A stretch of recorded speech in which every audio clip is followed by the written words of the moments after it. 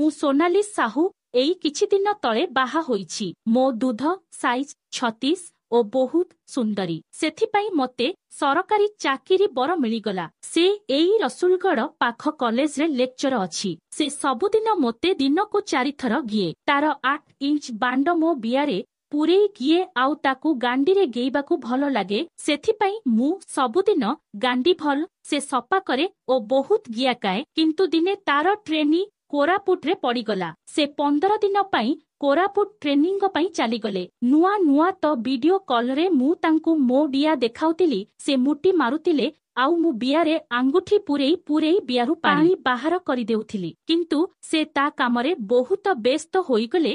ମତେ ଆଉ ସମୟ ଦେଲେ ନାହିଁ। ମୁଁ ବହୁତ ଏକାକୀ ହୋଇଗଲି। ବିପି ଭିଡିଓ ବି ଦେଖି ଆଉ ଭଲ ଲାଗିଲାନି। ଦିନେ ତାଙ୍କ କଲେଜର ପିଲା ସାରଙ୍କୁ କଲେଜର ଫାଇଲ ଆଣି ଦେବାକୁ ଘରେ ଆସିଲେ। ସେତିକି ବେଳେ ମୁଁ ଘରେ ଏକା ଥିଲି। ତଳେ ହାଫ ପ୍ୟାଣ୍ଟ ପିନ୍ଧିଥିଲି ଆଉ କାଲି ବ୍ଲାଉଜ ପିନ୍ଧିଥିଲି। ସେ କଲିଙ୍ଗ ବେଲ୍ ମାରିଲା। ମୁଁ ପଡ଼ୋଶୀ ଝିଅ ରାଣୀ ଆସିଥିବ ଭାବି କବାଟ ଖୋଲିଦେଲି। ଦେଖିଲା ବେଳକୁ ଗୋରା ହୋଇ ଲମ୍ବା ଚଉଡ଼ା ପିଲା। ସେ ମୋତେ ଦେଖି ଟିକେ ଡରିଗଲା ଆଉ ମୁହଁ ତଳକୁ କରି ମୋ ହାତକୁ ଫାଇଲ ଦେଇଦେଲା। ମୁଁ ବି ଭାବିଲି ଛୋଟ ଛୁଆଟା କିଛି ହେବନି। ସେତେବେଳକୁ କୁଆଡେ ଥିଲା ବର୍ଷା ଆରମ୍ଭ ହୋଇଗଲା। ମୁଁ ତାଙ୍କୁ ଘରକୁ ଆସିବାକୁ କହିଲି ଆଉ ବର୍ଷା ସରିଗଲେ ଯିବାକୁ କହିଲି। ସେ ଘର ଭିତରକୁ ଆସିଲା ଆଉ ରୁମରେ ବସିଲା। ମୁଁ ଛୋଟ ପିଲା କିଛି ହେବନି ଭାବି ତା ସାମ୍ନାରେ ମୁଁ ବ୍ରା ଉପରେ ଟି ସାର୍ଟ ପିନ୍ଧିଲି ଆଉ ତାକୁ ଗାମୁଛା ନେଇଦେଲି। ଯେତେବେଳେ ମୁଁ ଗାମୁଛା ଦେବାକୁ ଗଲି ଦେଖିଲି ତାର ପ୍ୟାଣ୍ଟ ଉପରେ ତାର ହାତ ଦୁଇଟା ଚିପିକି ବସିଛି। ମୁଁ କହିଲି ବାବୁ ଗାମୁଛା ନିଅ। ଯେତେବେଳେ ତା ହାତ ପ୍ୟାଣ୍ଟରୁ ହାତ କାଢି ଗାମୁଛା ନେବାକୁ ହାତ ବଢେଇଲା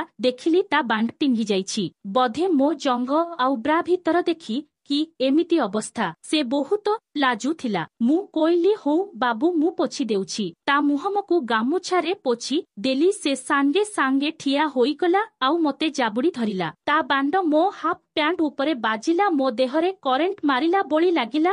ଆଉ ଏତେ ଦିନରୁ ଅପେକ୍ଷା କରିଥିଲି। ବେଶୀ ରୋମାଣ୍ଟିକ ହୋଇଗଲି। ଆଉ ଏତେ ଦିନରୁ ଅପେକ୍ଷା କରିଥିଲି। ବେଶୀ ରୋମାଣ୍ଟିକ ହୋଇଗଲି ଆଉ ସାଙ୍ଗେ ସଙ୍ଗେ ତା ପ୍ୟାଣ୍ଟ ଖୋଲିଦେଲି। ସେ ଚୋଡ଼ି ପିନ୍ଧି ନଥିଲା। ତା ବାଣ୍ଡକୁ ମୋ ପାଟିରେ ପୁରେଇ ଦେଇ ଚୋଷିବାକୁ ଲାଗିଲି। ଜାଣିଥିଲି ବେଶୀ କଲେ ବୀର୍ଯ୍ୟ ବାହାରିଯିବ।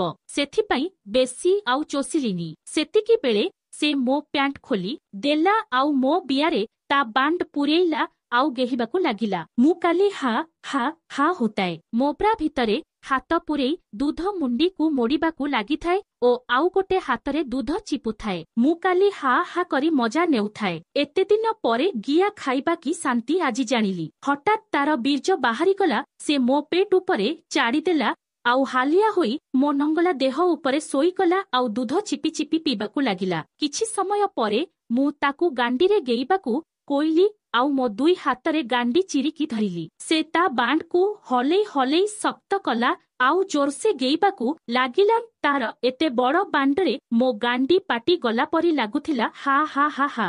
ଯାହା ହେଉ ମୋ ସ୍ୱାମୀଠୁ ଅଧିକ ମଜା ଆଜି ତା ଷ୍ଟୁଡେଣ୍ଟରୁ ମିଳିଲା। ଆପଣ ବି ମତେ ଗେଇବାକୁ ଚାହୁଥିଲେ ମୋ ଚ୍ୟାନେଲ ସବସ୍କ୍ରାଇବ କର ଆଉ ଲାଇକ୍ କର।